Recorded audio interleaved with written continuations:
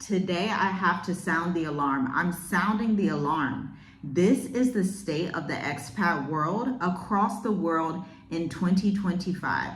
We are going to go from looking at Africa to the Mediterranean, even to parts of Europe that are facing changes in travel.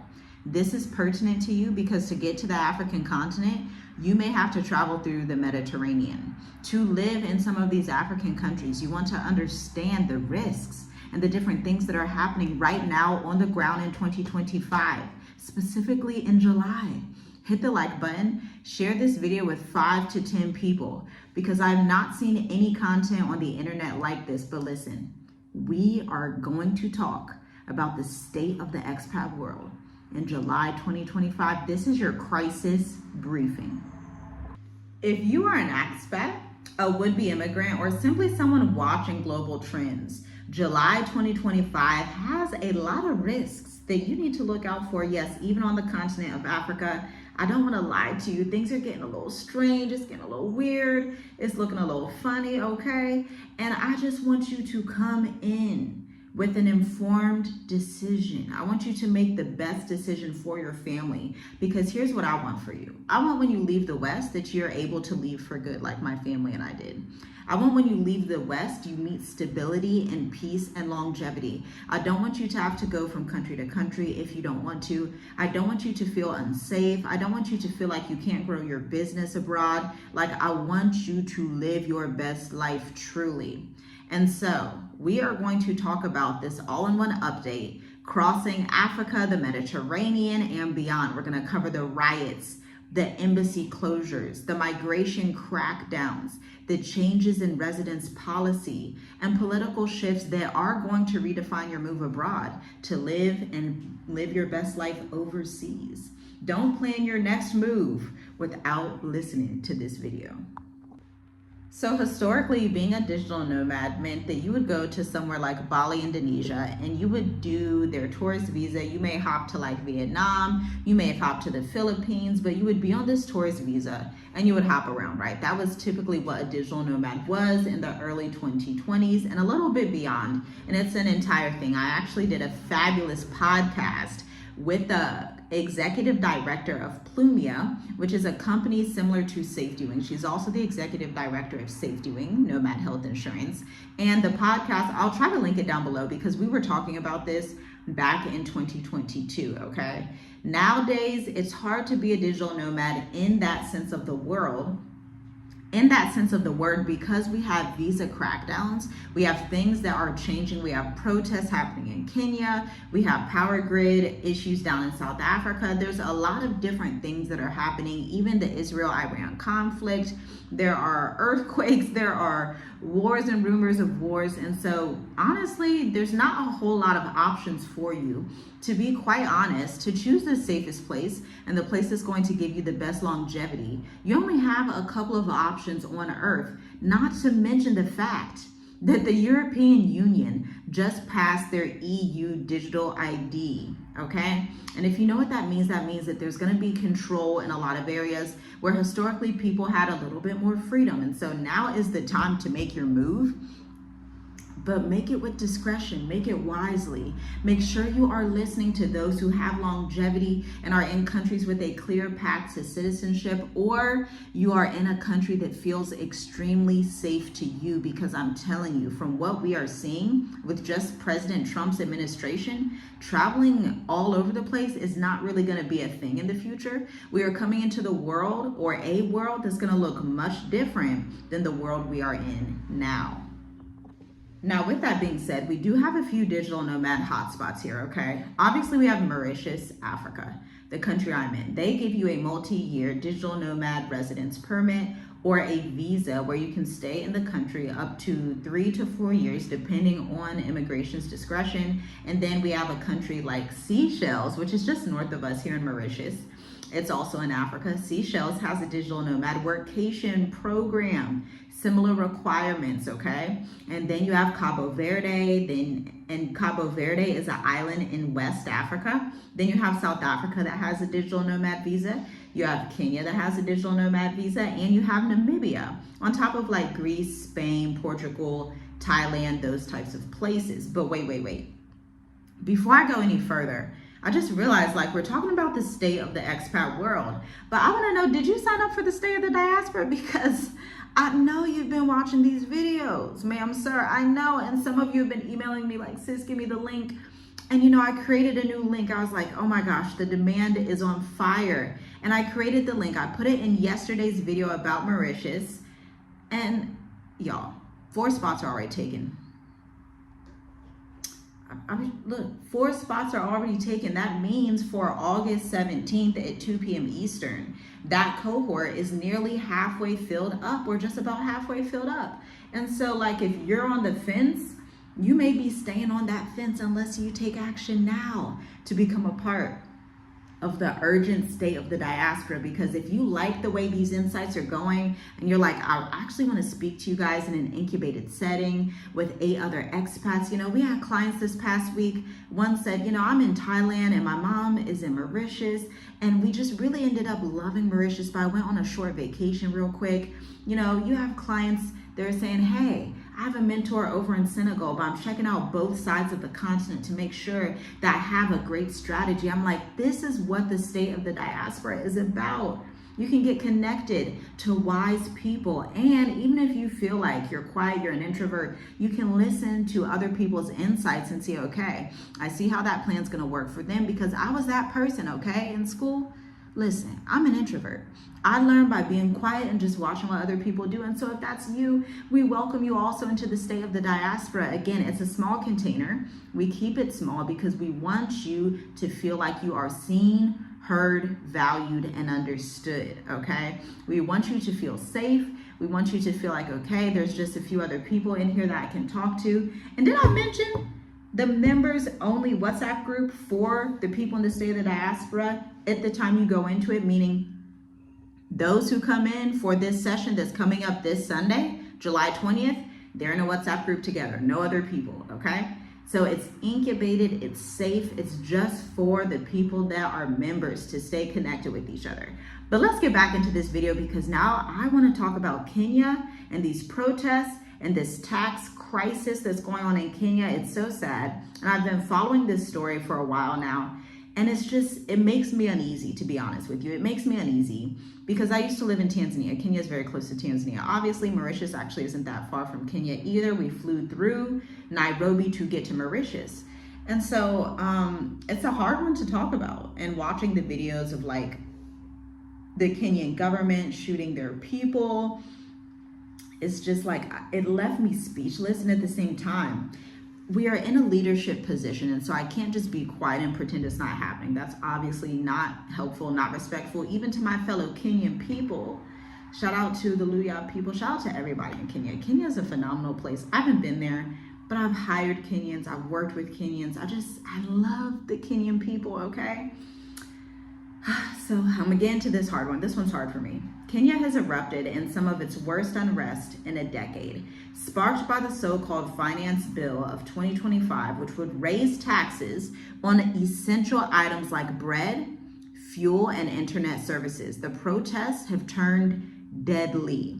Security forces have killed dozens in clashes in Nairobi and Mombasa. The government was forced to partially withdraw the bill after enormous public outrage. Why? Many blame the International Monetary Fund loan conditions that require subsidy cuts and tax hikes. This is the classic debt trap. Foreign lenders demand atrocity, citizens pay the price. Here's your expat takeaway though. Don't assume stability. Monitor local anger towards foreigners or aid agencies. Consider short-term exit plans, especially if you live in an urban center. I want you to be safe. I want you to be well off. I want you to be good. And so it is pertinent and critical and important for you to have somewhat like the state of the diaspora. This is why we teach a 5-in-1 strategy. You want to have these other like arms and legs, this other like plan B in Africa, where you have, hey, these are my favorite countries. This is a country that's super safe though. This country maybe has more residents. Maybe you have a country that's like, hey, I love like the culture there. I love the food, but then you have a country that's more so like, but this has the best path to residence. Then you have a country that's like, okay, I know I can come here if I want to take a vacation, if I want to network, like that's the way that we should be looking at traveling to Africa. That is the journey with us way, okay? That's the way that we look at things, especially for me as a marketing analyst. Can we talk about Nigeria's fuel shortages and the currency meltdown? Let's get into this. Nigeria, Africa's largest economy by far. Shout out to the Niger people. I'm taking a minute in each segment to shout out, but I love Nigeria as well, okay? I have a heart for Nigeria. I love Nigeria. I love Niger people. You know, Nigerian Americans are they're just some of my favorite people. They're like my favorite group of people because y'all are bosses. Y'all are entrepreneurs. Y'all kill it wherever you go in the world. You guarantee you're going to see a Nigerian doing what needs to be done, okay? But anyway, in July 2025, the Naira is at historic lows after multiple devaluations. Fuel queues are snaking for miles in Lagos and Abuja as subsidy cuts. Another IMF condition, International Monetary Fund, fights hard. Inflation is crushing food and transportation costs. Security fears are rising with petty crime spiking in cities. Here's your key expat takeaway with Nigeria. Expect fuel shortages to hit when you travel, supply chains, and it will impact safety. Have cash reserves in a foreign country, especially if you're near Nigeria. Watch for protests or strikes that could turn violent. Here's the thing about Africa that people don't really talk about. How do I want to put this? The place that we are in Africa right now is this mindset of revolution and this mindset of just protest and clashes. But these things on the continent can get very violent very quickly. It can engulf you if you're in the wrong area. I'll put it like that. It can literally engulf you if you're in the wrong area. I remember when we were in Tanzania in 2020, we had arrived pretty early and we were there when they were doing the elections and things like that. And Tanzanians would tell us, hey, you don't go outside on this day, okay? When they have elections, your internet's gonna be cut off and do not go outside. They would say, it's usually a peaceful country, but you do not want to be out there. You need to stay home. And we were like, hey, we gonna listen to you because look, it's your place, you know what to do. And so obviously we're gonna submit ourselves to that process and that wisdom. And so I say this because I've started to realize, a lot of African countries are like that, especially when you have these crazy tax hikes and people honestly just want to eat. People just want to have fuel. People are just trying to live, right? And people, when they're just trying to live, when they feel like their back is against a wall, they feel like they don't have anything to lose. I'll just put it like that. Now let's turn over to Egypt. Let's go north. Ooh, child. Egypt's currency collapsed and inflation because Egypt's pound has lost 50% of its value since January. July reports show food staples like bread and cooking oil are up 40% year over year in Egypt. Oh my. I don't know what the cause of that is. Somebody leave a comment down below if you understand. I'm not sure. The government is negotiating new IMF loans. But for the average Egyptians and foreign residents, the cost of living is soaring. So you need to budget for a sudden rent and grocery price hike. You need to prepare for social tensions and unrest. And you need to maintain strong dollar-euro reserves if possible. Because again, if you're in one of these countries and the currency is unstable like that, especially in those northern African countries, they have quite a lot of chaos, just to be quite honest with you. And that's why it's not really somewhere that stays on our radar or anything of that nature. But the currency, can just drop 50% just in the span of a couple months, which means you need to be holding that USD or that euro or some other type of currency, your crypto, whatever you're holding, you need to hold it. And this is why it's so important also for us to really talk about these factors that really, these are deal breakers. Like these are make or break situations where if you move your business to an economy that's not thriving, that can put you back years. And we're not moving to Africa to be put back. We're moving to Africa to live our dream life and to be put forward, right? And so that's something that I want you to take into consideration. This is why I'm going to start doing these videos to monitor the situations and to let you know. I do this for my own family, for my own children, to teach them, but you get to get in on the goodness as well. Now let's talk about West Africa, which is the happiest news of the day. I feel like this video has been quite heavy, but this is good news right here. The ECOWAS breakup is confirmed. West Africa's regional bloc ECOWAS is fracturing. Mali, Burkina Faso, and Niger finalized their exit in 2025 this month after months of military rule disputes. That may sound bureaucratic, okay? But it has real world consequences. Trade flows will be disrupted to Europe. We already covered that video. It's gonna mess up things a little bit in France, okay? We already covered that. Borders will likely see tighter checks, though. That is something I want you to be aware of, especially if you're like, I was looking at going to Burkina, Mali, Niger, fabulous, wonderful countries, excellent cultures.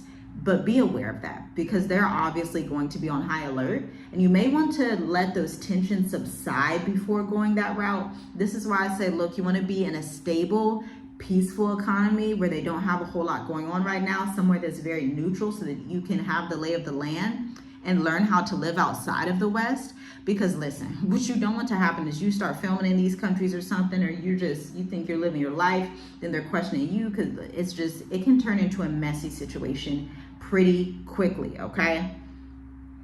And you know, trade flows are going to be disrupted to Europe, and that's going to obviously impact America. It's going to impact the EU relationship with America. We saw yesterday President Trump and his trade war tariffs, they're still going at 30%. I discussed how the European Union is probably going to start looking at Africa more aggressively. And they obviously can't look at the west side of Africa, so they're going to try to get in wherever they can fit in. And so that's something to be aware of and watch for as well. But here's your key takeaway. Prepare for border lockdowns or closures. Have alternate travel plans. This is something we also touch in the State of the Diaspora.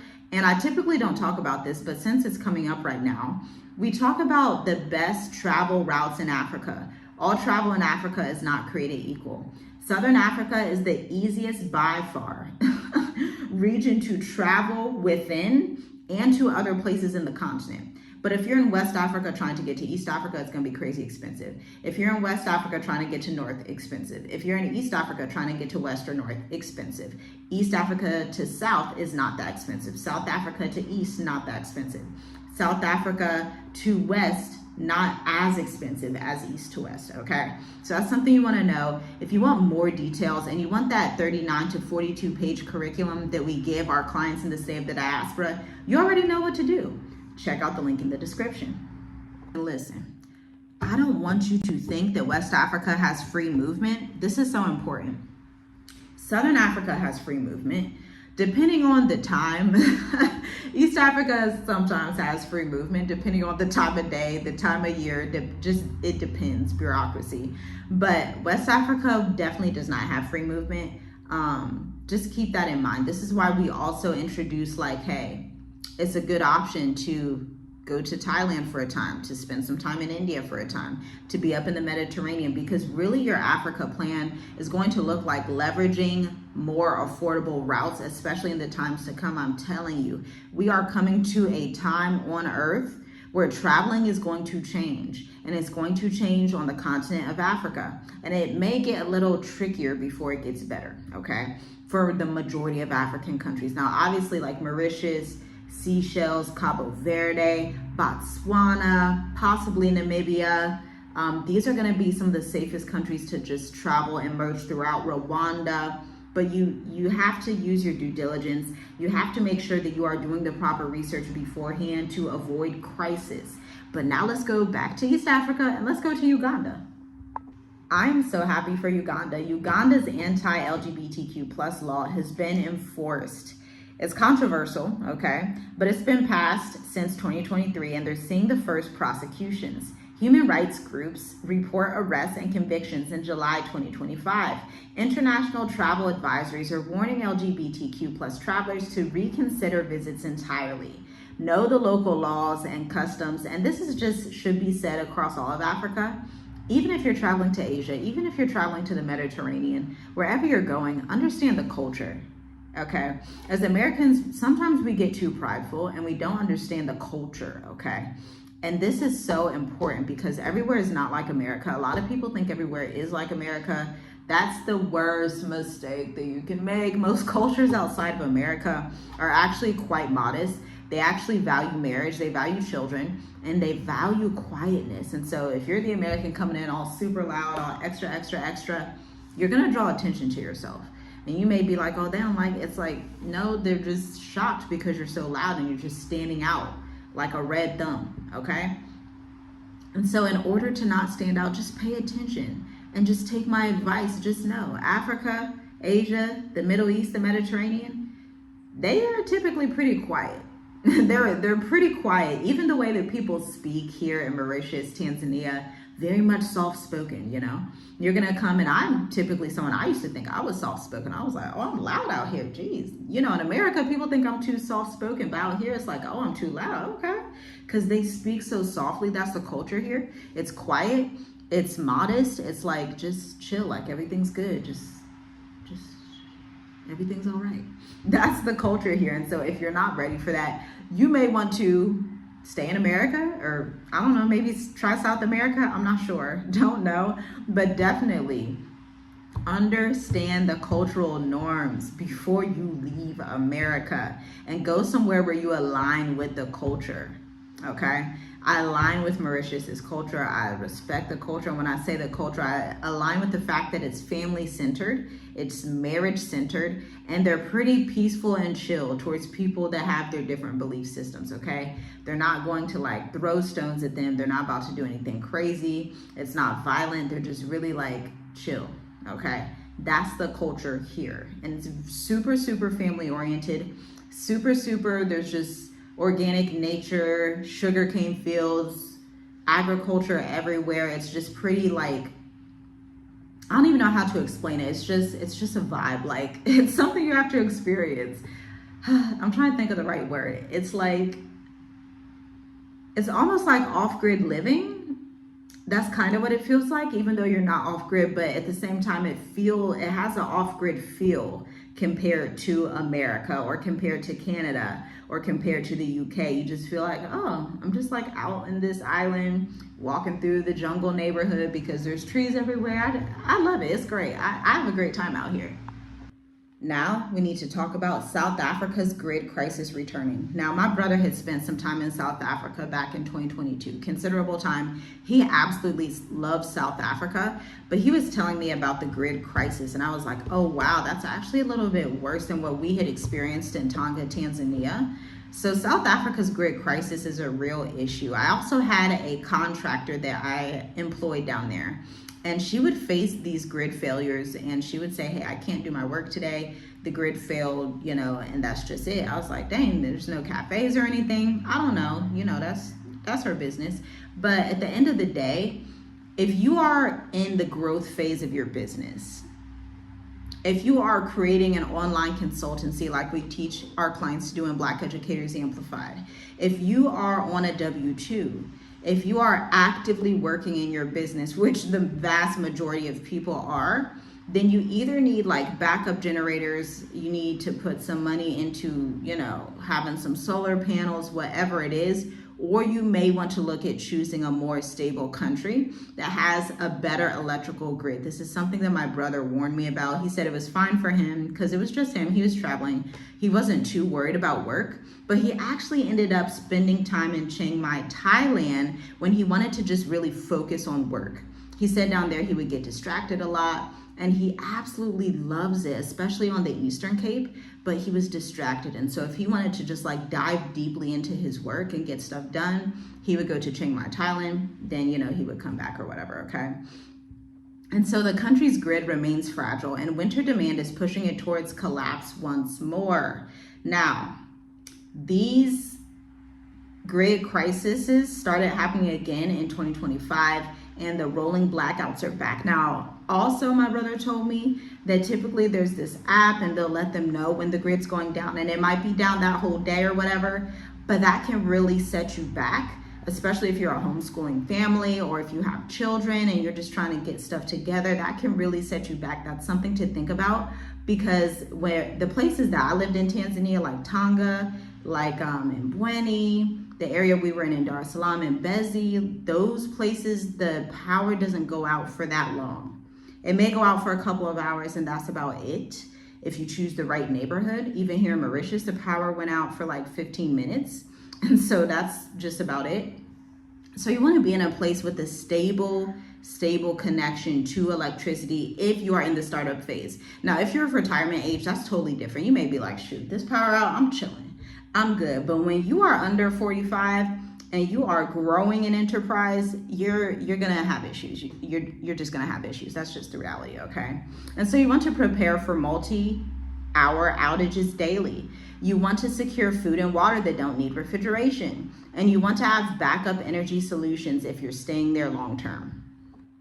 Whoo, child. Now we gotta fly to the Mediterranean. Let's go. Let's go to Tunisia in North Africa. In July 2025, human rights groups report that Tunisia continues to expel African migrants into the Sahara. Yes, the Sahara Desert, abandoning them at its borders with Libya and Algeria.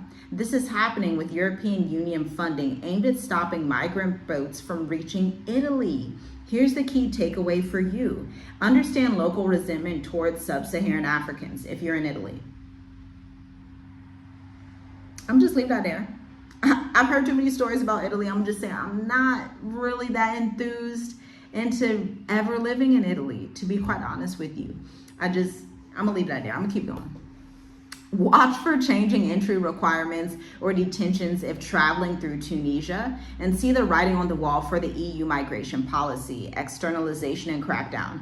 The EU tends to copy what the US is doing. Look at what the US is doing right now, cracking down on certain brown and black groups of people. You can say for a fact the EU is probably going to have the same sentiment, as well as potentially Australia. Now let's go to Greece. Greece wildfires force evacuations. Record heat waves have returned, and with them devastating fires on the Greek islands. In July, emergency evacuations have been ordered on roads in Crete. Factor fire season into travel plans. Ensure insurance covers natural disasters. And obviously expect disruptions at hotels, ferries, and airports, okay? Now, let's talk about the visa and border crackdown happening this month. Now, starting July 1st, the UK marked the full enforcement of its new family visa salary requirement, which is 38,000 euros, blocking thousands from bringing partners or children, okay? Australia is enforcing a 25% cut to migrant intake, which was first announced in May. The US is preparing for mass deportation raids in the lead up to the end of 2025. We already have seen that they have Alligator Alcatraz. They have these detainment camps that are already here. And so you need to just be aware of these things. You need to be aware. You need to know what's going on. Don't assume you can just move to the West. Don't assume you can just move into any territory. Check the visa income thresholds carefully. These things change all the time. For some regions, it gets better. I'm going to name the 2 regions where it gets better. Mauritius, Seychelles, Thailand, Vietnam, the Philippines, Ghana, Senegal, Rwanda, currently. Those are the only ones that have shifted policy to benefit foreigners and expats that are coming into their lands. And you should just be aware that I've just named all islands. This is a pattern that we can see. Islands are going to be a bit more welcoming. One, because they're dependent on your tourism. And so when you have a country that's dependent on tourism, they don't really have the option like, I don't have any gold, don't have much silver. So I really need people to come into the island. So they're going to treat them nicely. They're going to be kind. More than that, they're going to market to them as well, because they want you to come in and spend your US dollar, your UK pound. I was about to say shilling, pound. Any Western currency, they want you to spend it. That's how it is. Thailand, they have announced fabulous visas, to be quite honest with you. Vietnam, fabulous visas, to be honest with you. Cambodia, the Philippines. But if you're like me and you just love the continent, maybe Mauritius, Seychelles, Rwanda, Botswana, and then maybe in South Africa could be your choice, right? And so those are things that you want to look at. Even Ghana. Ghana stays is one of the best ones for people who want to travel. Ghana just, Ghana tops the list because Ghana has it together and their economy is growing. Like Ghana's just like one of those places to be. I think Senegal will also be a great place to be. I think eventually Senegal will launch a digital nomad visa because they are currently like the tech entrepreneur hub in West Africa. Okay, that's what I expect Senegal to do here in the coming months to years. Kenya was a fabulous choice, but they're just facing some instability right now. That's something to watch if you have children. Again, I'm a mother of 5 children, and so I prioritize safety over everything. Safety, ease, and longevity. Those are my metrics. If it's not safety, ease, and longevity, I don't want it. Also understand you're gonna have to prepare for stricter documentation, longer wait times, and higher rejection rates. We're seeing a world retreat from openness. Border walls are going up. Visas are getting harder to secure. Economic crises are fueling anger and protests. Countries are tightening their internal security and scapegoating outsiders. If you're an expat, you cannot ignore these trends. You cannot afford to ignore this, okay? So stay ready so you don't have to get ready. Have emergency cash. Know local protest triggers, understand how to have an exit strategy, stay on top of changing visa rules by subscribing to Journey with us. Stay informed, be prepared, stay safe, subscribe to the channel, hit the like button, share this with 10 people. I think this 30-minute session that I've just had with you right here is worthy of you sharing to 5 to 10 people if you found value in it. Don't forget to hit the like button on the way out. Let me know what you think of this down below. Do you see this bigger trend that's happening across the globe? Like, you need to get to the place that you are called to be in quick before it shuts down. Shalom, shalom.